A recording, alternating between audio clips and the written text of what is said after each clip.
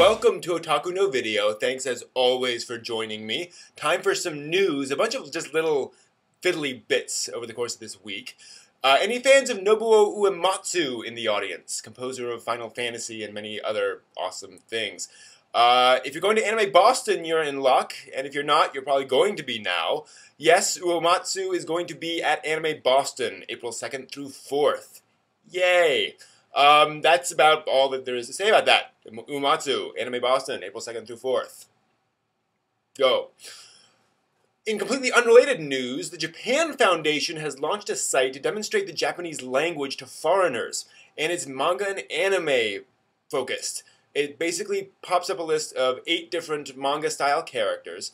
You click on one, and it selects, it chooses, or it displays a list of phrases for you to choose. You click on a phrase, the character speaks it, then you get to see the Japanese for it, the English translation, and then an English explanation of where the phrase is used. Pretty darn cool. Lots and lots of different phrases in there, and it gives you a feeling for common phrases used by different folks in society. You have schoolgirls and old people and street punks and all sorts of interesting stuff. It's pretty cool. The site is anime-manga.jp. I'm going over there to learn some Japanese. Hey, why not? Meanwhile, there's a very, very, very brief teaser trailer up for the next Studio Ghibli film. This is the one based on The Borrowers by a new face at Studio Ghibli. Go over to animation.net to see the trailer. Basically, it's just some backgrounds and a little animation of something moving through the underbrush. Plus a bunch of stuff about the main music thing, so whatever. But there's a little bit of animation there to give you a feel. Also in animation news, remember how the current VOTOMS OVA, Armor Trooper VOTOMS, was going to be the final bow for the VOTOMS franchise? That was it. We're done. We're not kidding this time. We're gone. Kaput. Well, scratch that. According to New Type, a total of 3 new VOTOMS anime are now in the works. 2 of them are original stories, and 1 will be an adaptation of a novel. A VOTOMS novel. So, yeah, I guess we get more VOTOMS soon. Cool. But not much more from Imagi, the anime studio or animation studio that made the Teenage Mutant Ninja Turtles CGI film and the Astro Boy film. They've been laying off staff left and right, and they're now being liquidated. But they said the company itself will remain. They'll continue to develop film ideas, then outsource them to China. Good luck. No good luck needed, though, for the Disappearance of Haruhi Suzumiya film, or Suzumiya Haruhi, depending on where you stand on that. It opened in theaters this week and made about $1 million US equivalent in 2 days on 24 screens. That made it the number 7 film in Japan this past weekend, on 24 screens. Yeah, it's popular. Also popular, Superdimensional Fortress Macross. Smooth transition there, huh? And if you ever wanted to check it out, I've talked about it here quite a bit, you now can, for free, on Hulu.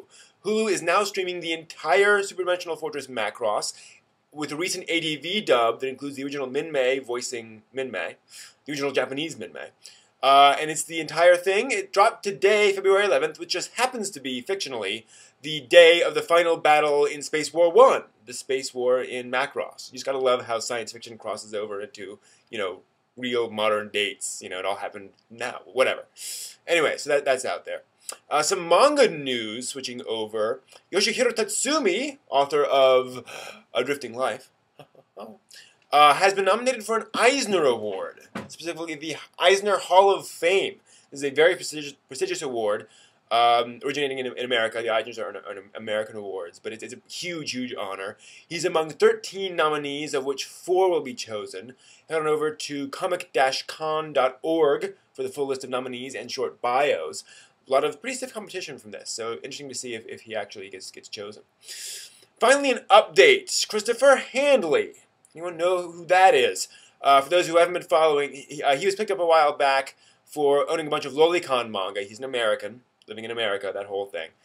We now have some specifics on the case, as well as an initial sentence on his case, 6 months in prison, plus a few years of supervised release. Now, he owned at least 7 hardcore lolicon manga, including a few with rape and bestiality, plus a bunch of issues of Comic LO, which is a Lolita-only manga anthology. And like, these were all physically in his house. We're not talking hard drive. We're talking he physically had the issues, like, it's there. Now, what's interesting about this case is that he had no prior history of any sexual misconduct, no criminal history, and there's no actual child pornography involved, like actual children, photograph type stuff. Typically, in these cases, the person is either, was a convicted sex offender and then was found to have this material. He was supposed to be reformed, but now he's not. Or there was, lots of child pornography and some lolicon manga. This is just lolicon. There are a few facts to this case, though, that make it not quite as black and white as it seems. For one, he pled guilty. And the problem with that, or the result of that, is that the court kind of has to. The court can't just dismiss it when the client says, "I did it. I'm guilty. I did what you claimed I did." There has to be some punishment meted out. So 6 months, which may be the minimum. Anyway, also he does not have to register as a sex offender. He just serves in prison time. And also, this is just the initial sentencing. The defense has already positioned the court to soften various aspects of the sentence and to cut back on stuff. So there's more that's going to happen out of this, probably. And the defense has been putting in all of the standard stuff that you'd expect from this kind of a case, of saying that, what? Well, this is kind of strong. So the sentence may be softened and commuted. Who knows? Certainly not over yet. But if you own lolicon manga, beware. And I should point out, the main reason this happened is because he actually had this lolicon manga shipped to him through the U.S. mail. And apparently, while it was passing through hands, someone looked at, the cover of a, naked 10-year-old. Was like, what? Drawn, but still, And so this attracted some attention. So I guess, don't mail lolicon hentai hardcore through the mail. Not good.